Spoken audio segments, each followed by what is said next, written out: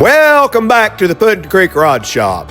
Well, today you find me trying to make the hard decision of whether to keep this car all original just the way it was done in the 70s and keep the original wiring, you're looking at it right now, or tear all this wiring out and completely rewire the whole car from scratch.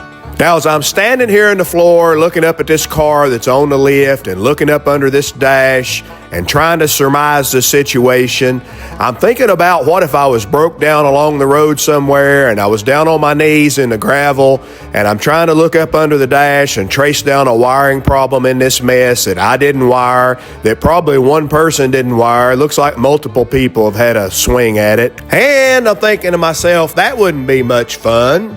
And hot rodding is supposed to be fun.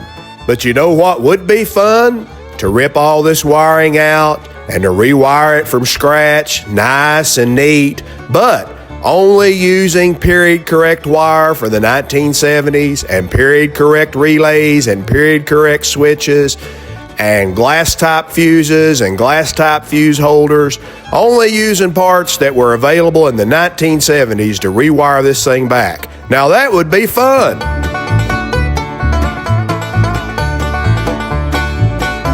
Now the little woman's not around. I don't have any help in the shop today, so I've placed this big chunk of wood under the 8-track player, and a piece of foam to kind of catch this thing as I unscrew it from the dash. I need one hand to hold a screwdriver and the other hand to hold a 3/8 wrench for the nut on the back side of the screws that are holding these 8-track brackets to the bottom of the dash. Well, that don't leave any hands to catch the 8-track player when it comes loose, so that's what the chunk of wood and the foam is for. I'd hate to see this beautiful 8-track player with the chrome brackets go crashing down to the floor.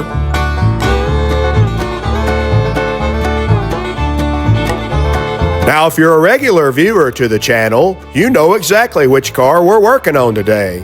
But if you're new to the channel, if this is the first time watching one of our videos, we are in the process of restoring or bringing back to life a 1932 Ford 5-window coupe that was built into a show car and a hot rod and was in all the magazines back in the 1970s. And the name of the car is the Bad Coupe.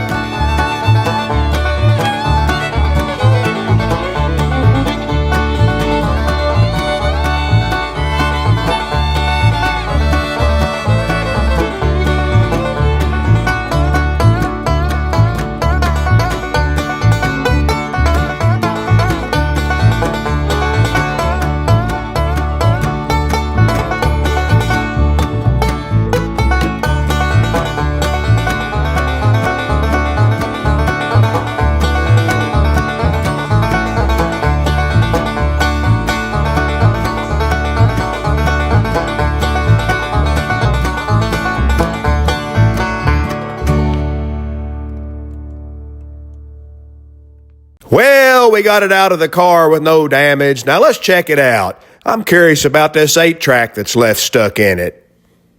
Why, it's old Ronnie Millsap, live. Let's see what songs are on this one.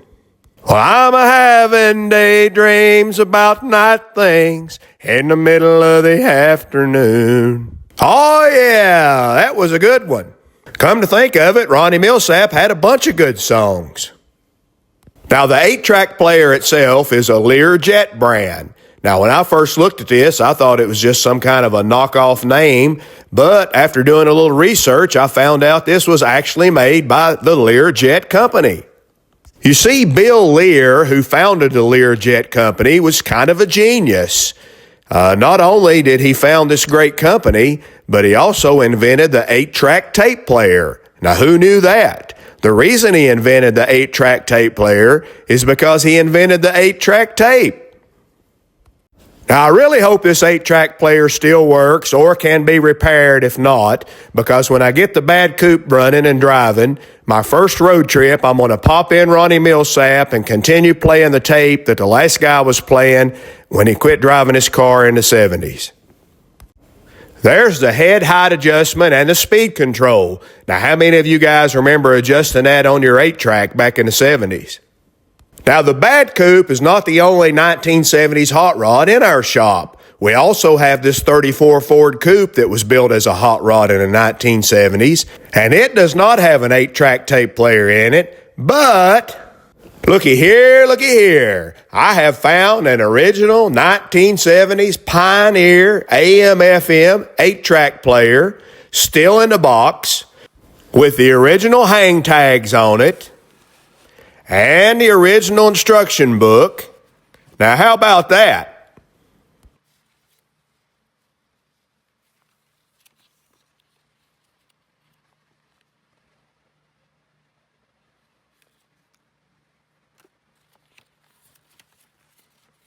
I wonder if it's too late to register it for its warranty.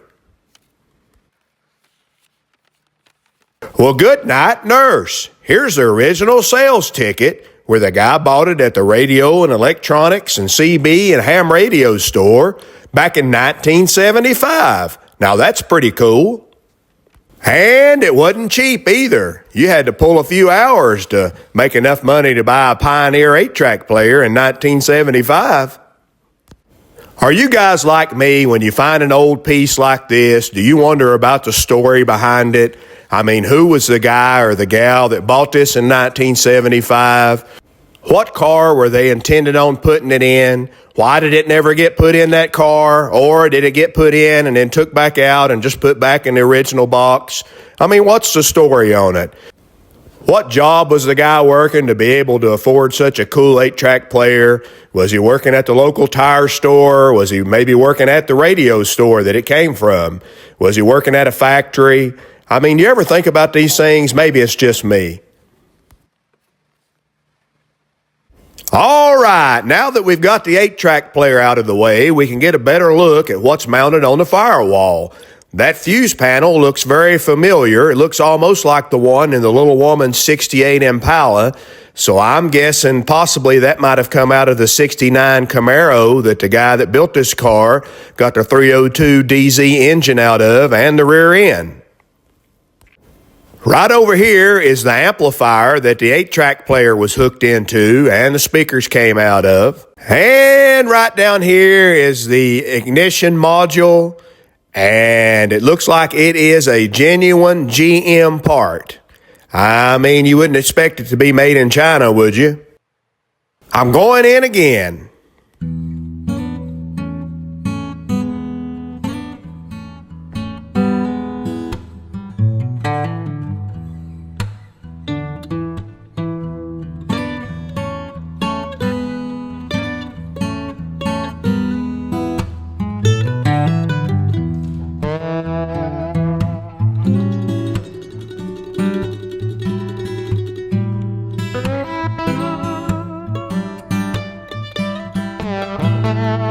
And the amp is a Kraco.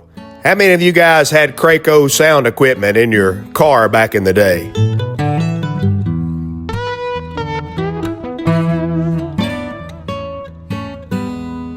Well, this is where the accelerator pedal linkage mounts to the firewall, but that sure is a strange retainer clip there holding it all together. Not sure what speed shop that came from.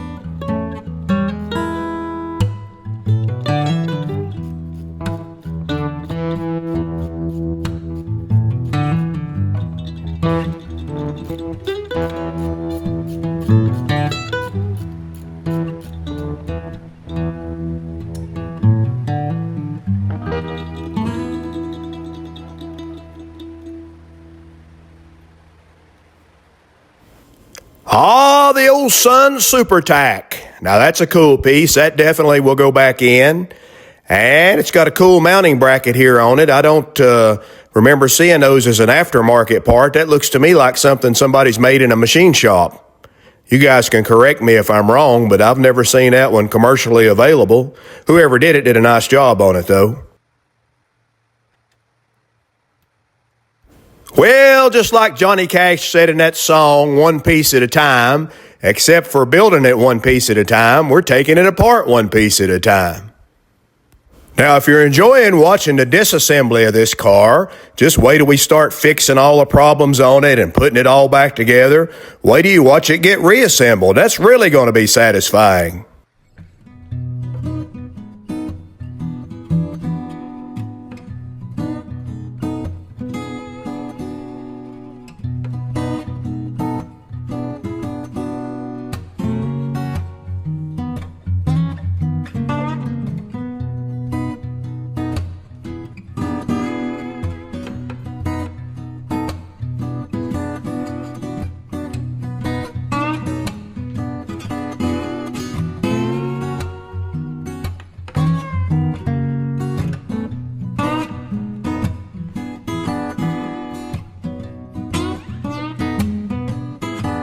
Good googly moogly, what a mess. I'm glad it's all out of there.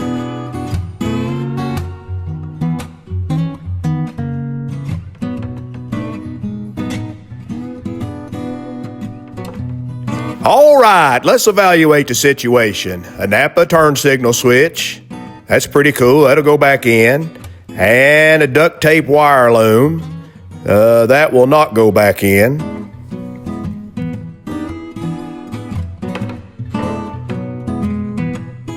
Solder connections are pretty rough. We can definitely do better than that. And here's that glass fuse panel assembly. It's got a lot of rust on the contacts. It's got a lot of rust on the back.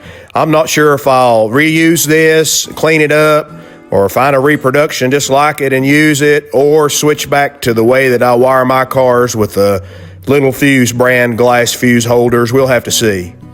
I am pretty sure this is a piece of lamp cord. I think this is a cord somebody's cut off of a lamp. We can definitely do better than that.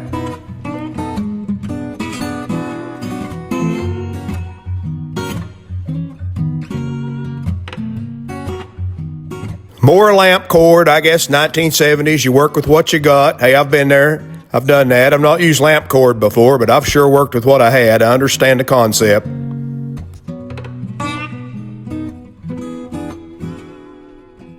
Now here's what I was talking about earlier. If you're broke down on the side of the road and trying to trace a wire down, here's a red one that goes right into a blue one. Now imagine tracing that down on your knees in the gravel alongside the road. House wiring, wire nuts. I mean, this deal's got a little bit of everything. I'm not knocking it. This is a home-built hot rod. I'm not knocking it all. I'm just showing you guys why I tore it all out to redo it. All right, that's enough wallering around in the floorboard. Let's take some shiny stuff off.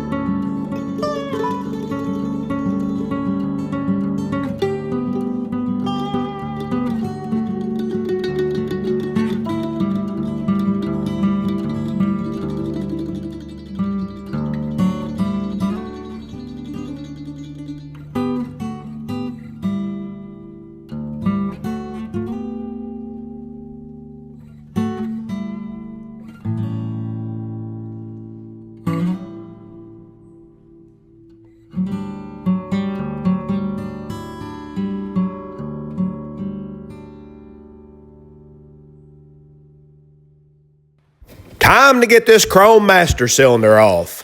Now, I don't have any help in the shop today, so nobody to hold the nuts on the inside of the car. So I just lightly clamped a pair of vice grips on each one of the nuts. They're not chrome nuts. They're nothing special. They're just nuts. So the vice grips will hold the nuts until I can get the bolts out from the front side. Now, if you're not familiar with the dual master cylinders that look like this, these were popular on old hot rods. They originally came off 1960 Chevy and GMC trucks. Now, these were used when you converted to a swinging pedal setup inside. They bolt right up to that. And also, they have one cylinder to operate your brake system, and the other cylinder is used for a hydraulic clutch. Now, all the different years look about the same, but there is some difference on the cylinder size inside. I think this one's going to have an 1 1/8 bore on one side and a 1 inch on the other side. We'll see when we get it off. I do know that international trucks used this same type master cylinder that had the exact same bore size on both sides. And, of course, they didn't come chrome back in the 60s. They were just cast iron. But if you've watched the previous videos on the bad coupe, the guy who originally built this car in the 1970s, his dad worked at the Kirby vacuum cleaner factory in Ohio, and he took parts there in on the job and got the guy in the chrome plating division or department to chrome plate them for him. So I'm sure this master cylinder went right in the old Kirby vacuum cleaner chrome plating tank just like everything else. That brake fluid is some nasty stuff. Here's a little close-up for all you guys that are mad at me for taking this car apart. No explanation needed. Well, there it is. I sure hate the chrome's all flaked up and rusted. Not sure what we're going to do about that. They make rebuild kits for these master cylinders, so I can rebuild it back to new. That's no big deal. Now, if we look right over here on the Lady Luck coupe, in the 1970s, it got pretty much the exact same setup. It was just a cast iron master cylinder, and the guy that owned it in the 70s or built it, he just sent the lid off and had it chrome plated, not the whole master cylinder. So what I did here, it was shot also when I found it. I ordered a brand new master cylinder from Napa. They have them in stock, and they're pretty good quality. And I just put that chrome lid from the 70s on the brand new Napa master cylinder, painted it black and painted the letters white, and that worked out pretty good.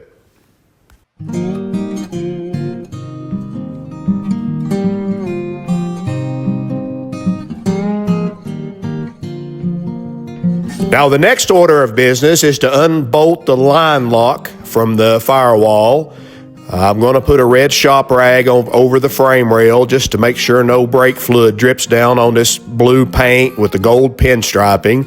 Brake fluid and paint do not mix. You don't want to let that happen. Now, this is not the line lock from the 1970s. This is a modern one from Summit Racing or somewhere. The guy I bought this car from said the old line lock was shot, so he just replaced it with a new one.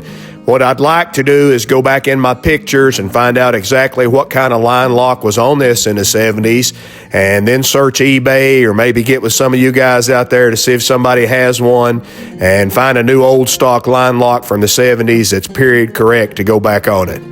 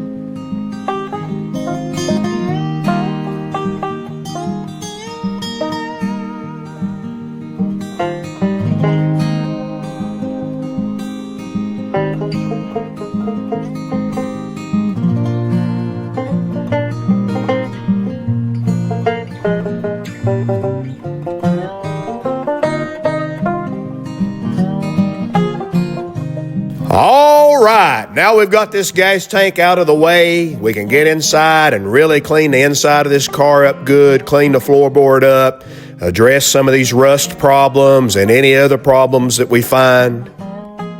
Right here is a big old problem we're going to address. I'm definitely going to do some work on that. That'll never do. Also back here, one leg of the roll bar. Don't go down and touch the floorboard or bolt into the frame. So not sure what happened with that, but we'll do a little work to that too while we're at it. A few years ago, I salvaged some oak barn wood from an old East Tennessee tobacco barn. I hauled it home and I pressure washed it. And then I stacked it up to air dry with tobacco sticks in between each layer of boards, and I let it dry for a whole year. Sometime during that year, I found an old set of cast iron runners off of a horse-drawn sled. Now, it was about this time that the little woman said, "I sure wished we had a cool coffee table for the living room." So I sharpened up my number 2 pencil and I went to work.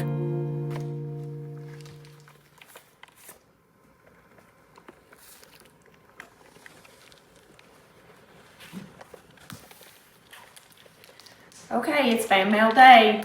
We have a package from Scott from West Virginia.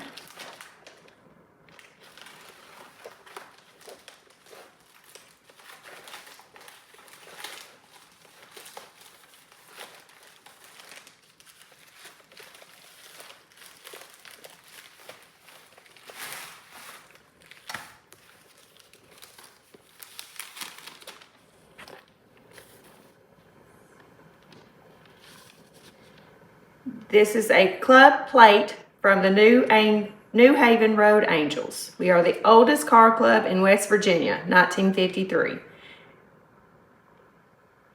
Thanks, look forward to being on the wall. Also, we found an old plate that a member's dad had back in the day. There was a phone number on the back. We talked about it and wondered if the plate was still in business. Called the place, was still in business. Called the number and the guy answered. We placed a new order. The man told us that he had all the molds for old plates. So if someone wants to get one, then he will have the mold. Love your show. Scott, president of the New Haven Road Angels.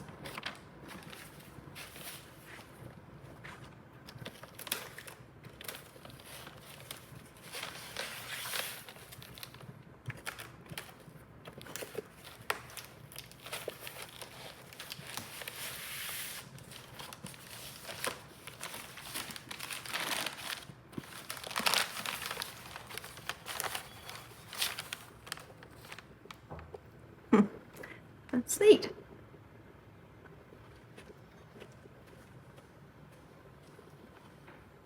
Club plaque, correct?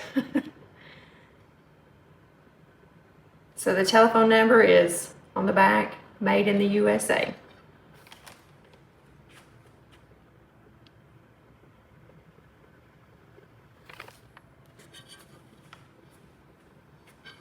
Thank you, Scott.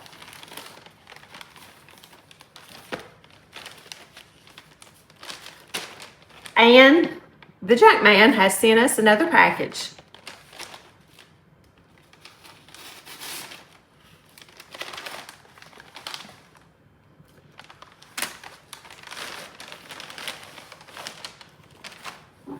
The little deuce coupe.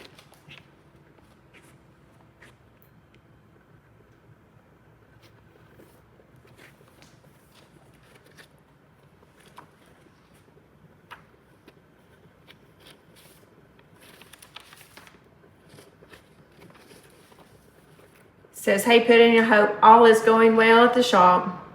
I did the gray swap meet last weekend. It was a dud. Small turnout, rainy. But now I've been there and done that. Hot rod book enclosed for your library. If you already have it, now you have two. He's made us up a prototype for a business card.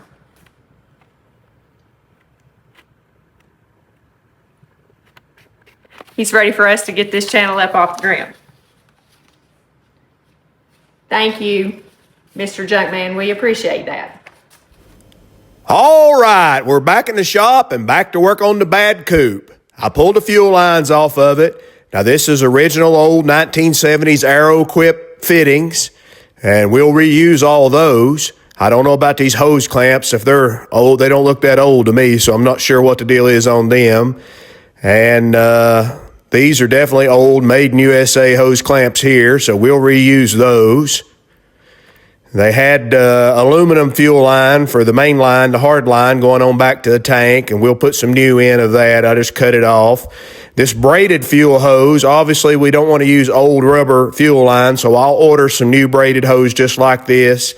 But in the meantime, we're going to bag and tag it all just like everything else, and that way when we get ready to run the new fuel lines, everything is right there and ready to go.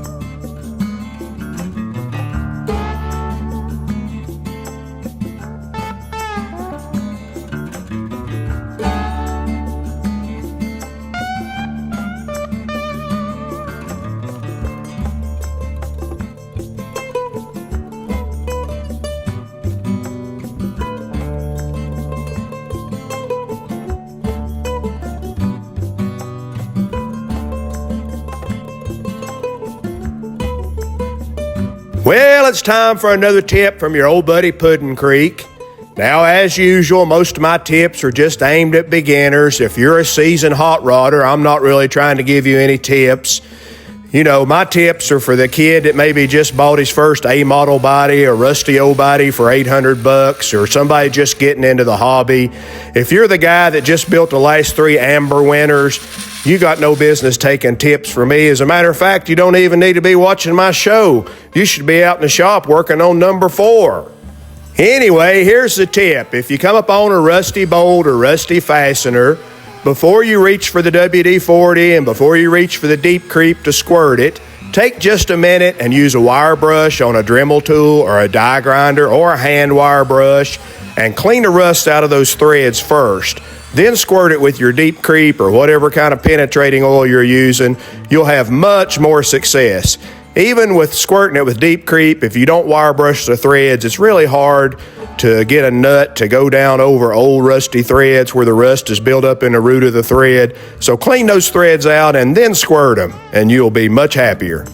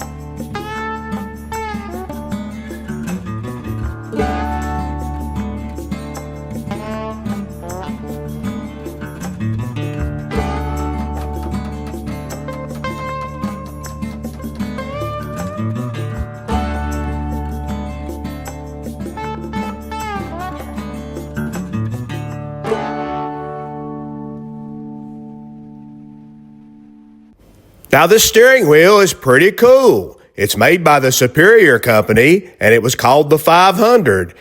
This is one reason I bought this car, not only because of its magazine history, but also because it's just covered up in old chrome parts and old speed parts. Now here's another example of why we had to tear this car apart. Here on the horn button assembly, there's a lot of galvanic corrosion. Now you're saying, whoa, Puddin' Creek, you're hitting us with them $3 words again.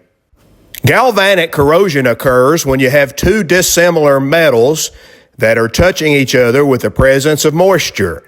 Now in this case, we've got a copper sleeve that's been soldered to a brass washer that's in contact with an aluminum plate that was in Cleveland, Ohio, right next to the Great Lakes.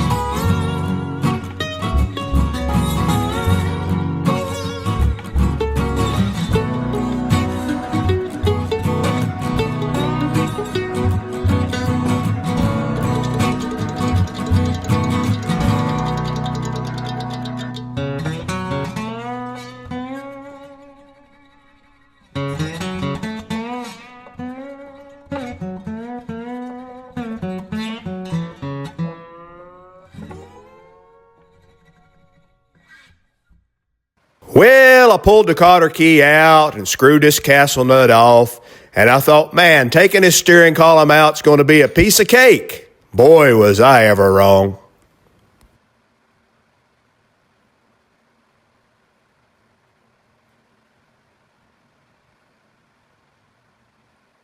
Now, I know what you boys are saying. Hey, Puddin' Creek, just a few videos back, that tool you're using there was a valve spring compressor.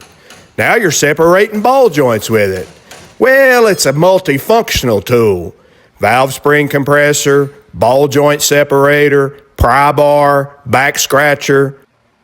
Now, it was at this point right here that my whole day went south. You ever have those days when you got a rusty bolt that you just can't break loose and it costs you 2 hours time? Or you break a stud bolt off in a head and you know your whole day's shot? Or you break a tap off in a part? Well, right here's when it happened to me. You see that day back in the 1970s that Pop was headed to work at the Kirby vacuum cleaner factory, and he had his old Stanley lunchbox, and inside his Stanley lunchbox he put this pitman arm and the bolt and the nut for it, and he carried it to work, and he got his old buddy over in the chrome plating department to plate it for him. But his old buddy, he must have dropped it in the chrome tank, and then he went and took himself an extra long bathroom break. I mean, it's company time. Why would you take a short bathroom break? And then he stopped on his way back over in the assembly department and talked to the good-looking girl that puts the hoses on the vacuum cleaners. And then he thought, well, it's time for lunch now, so he eased on down toward the cafeteria to get ready for lunch. Anyway, he took himself a nice long lunch, and by the time he got back to pull this bolt and this nut out of the chrome plating tank, it had about 10 times too much chrome on it, which is the problem I've got today. I tried a standard wrenches on it. None of them will fit. They're all either too big or too small. I got real smart and decided to go get me some metric wrenches, and I tried them, and none of them will fit. This is a real conundrum. So then I got to thinking, well, it can't be that tight, so I'll take a couple of these engineering wrenches, and I'll just put a little tape on them to keep from marring up the chrome. And surely I can break it loose with these. I mean, surely it's not that tight. So I take my time and I put them on there and I snug them up real tight on there because I don't want them to slip. That's not going to be any good. And I give it a little test tug to kind of see how it feels. That's going to take a little more pressure than what I thought. Now, this is where a young guy with no gray hair would just get rough with it and round them off.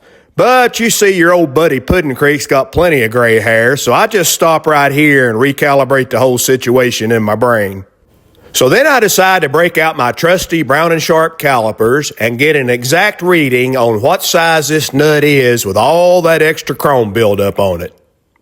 Well, like Johnny Cash said in that song, Johnny said he dug through his closet and found his cleanest dirty shirt. Well, I dug through my Snap-on toolbox and found my junkiest Snap-on wrench, and then I commenced to modify it to fit a nut that had been overplated, considerably overplated, with Kirby vacuum cleaner chrome. Now, there are several ways I could have done this, and again, a guy with less gray hair would have probably just reached for a side grinder, but hitting it with a side grinder is going to leave it side-goggling. Yeah, you can look it up. Anyway, I decided to use a mill file because I can cut that nice and precise with a mill file, and it'll come out just perfect, and I'm checking it with my Brown & Sharp calipers to make sure.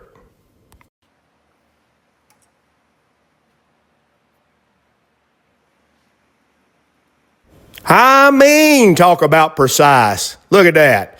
Now let's get after that Kirby chrome. Now I figured since I had a perfect size wrench now to get rough with a nut and actually break it loose, that I could get by with one of them engineering wrenches with a little tape on it just to hold the bolt head in place. I'm not going to be moving it or putting anything, just holding it in place is all I'm doing. I figured that would work. Man, oh man, this thing is tight. It must be rusted up in the threads. I mean, it is tight. All right, I'm afraid this engineering wrench is going to slip with the tape on it. Let me get rid of that tape and tighten it up and try it a little more. If this doesn't work, I'll end up having to make another special size wrench. Man, what a headache. I think I'll use this second engineering wrench to give myself a little extra leverage.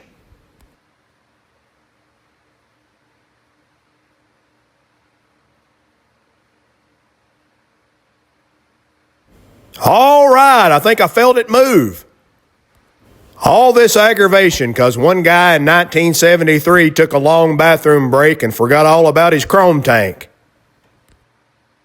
Now that it's broke loose and it's moved a little bit, let's give it another shot of deep creep just to ease it on off of there.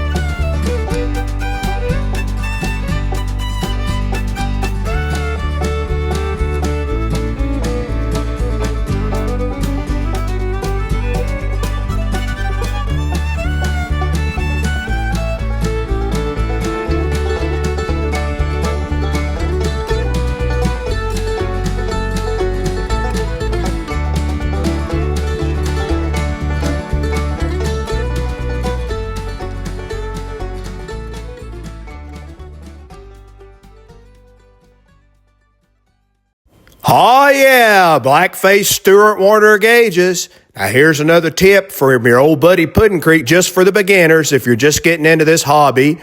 Before you go out and buy yourself some Chinese gauges or some foreign-made gauges, go to your local swap meet and check out these old blackface Stuart Warner gauges.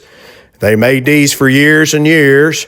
They're not very expensive unless you're trying to buy the curve-faced or rare tulip needle, something odd. Those are expensive.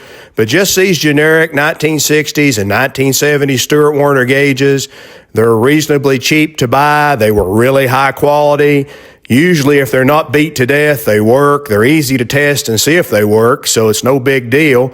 But most of the time when you buy one at a swap meet, I've found over the years, and if it looks like it's in good condition, usually when you bring it home and test it, it works. They were just made back in a time when people took pride in the products they made, and I think the Stuart Warner Company was a little better than most because these are really good gauges. Well, I'd just like a few more bolts to get this pretty dash out of here. We're about to get this car stripped down to where it needs to be. It's not going to be too much longer, and we'll stop taking parts off of it and give it a deep, thorough cleaning, and then we'll be ready to start actually making repairs and fixing stuff on it. Now, right now is a time I actually wish I did have some help in the shop today because I could use an extra set of hands to hold this dash insert as I unbolt the final bolts.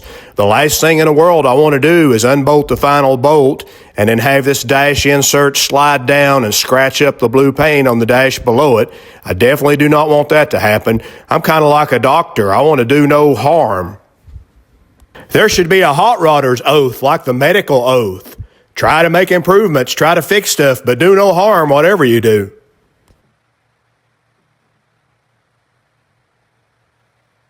All right, I got it out and didn't damage any blue paint. Now, all this time, I thought this was a piece of polished aluminum, this dash insert. That's what the firewall is. I just assumed the dash insert was the exact same thing, but when I pulled it out, it's got a little rust on the backside. I checked it with a magnet, and it's steel. Now, I wonder how in the world Pop got this in his green Stanley lunchbox to be able to sneak it into the Kirby plant and get old Buddy to drop it into the chrome tank. The very first time I crawled up under the dash of this car, I noticed this fuel gauge wire was completely loose and the terminal was rusted up solid. So whoever the last person was that drove this car was definitely not getting any good fuel readings. In a future video sometime, we'll be fixing every bit of this. I'll pull all these gauges out. All the terminals will get cleaned. Each gauge will get tested. We'll make sure everything's working perfectly before we put it back in and wire it all back up with new wiring. Here's what we ended up with when we got the firewall all stripped down. Now it's all ready to go back together with new wiring. I thought these brackets here were pretty cool. I've never seen these before. They made a bracket and then put a snap on it, and they used that to snap the top of the carpet into place so it wouldn't be falling down all the time. I thought that was a pretty good idea. Here's the old cowl vent just in place right where Henry Ford left it. This is pretty typical of old hot rods. Nowadays you would cut that out and weld a new panel in, but a lot of times back then they just left the cowl vent in there and leaded it in and painted right over it. Here's the bracket for the swinging pedals. They've just went to the junkyard and pulled this out of a car, and then they've torched the end off of it to make it butt up against this piece of angle iron that they welded in for a brace for the dash. It looks like it works fine to me. I'll probably pull the pedals out and lube everything up good and put it back together, but I won't change the original design unless somehow I deem it to be dangerous. Well, looky here. Looks like the swinging pedals made it to the Kirby factory. They're all nice and shiny and chromed. As we move out front here, you can see what I was talking about, how the cowl vent just got filled right over top in place. I'm sure there's some filler in there besides lead. I'm not that optimistic. Now, these are the radiator support rod brackets. I need to pull these off the firewall, and that's going to get everything off the firewall, and it'll be ready to start cleaning and polishing it up, which was our goal all along.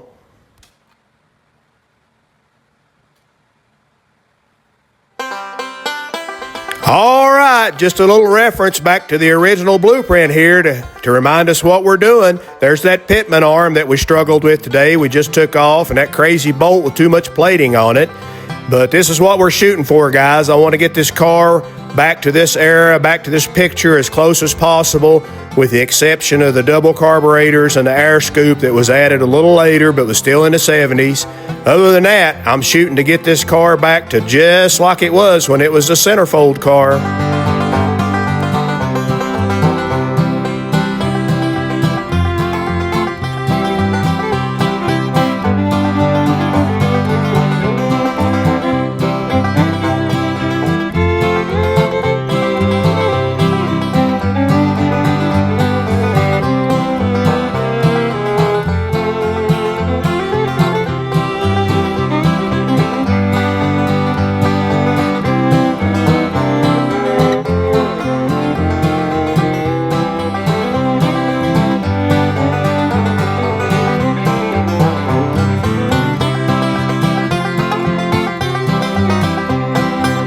Well, friends and neighbors, that's our show for this week. We hope you enjoyed it. We sure appreciate you guys coming back every Monday at noon to follow along with us and see what we're doing. We appreciate you supporting the show. If you leave us a comment, that helps us with the YouTube algorithm, or a thumbs up, that helps us out. That's a couple of things you can do if you want to support the show. It won't cost you a penny, and we sure would appreciate it. And as always, don't forget to subscribe if you haven't already.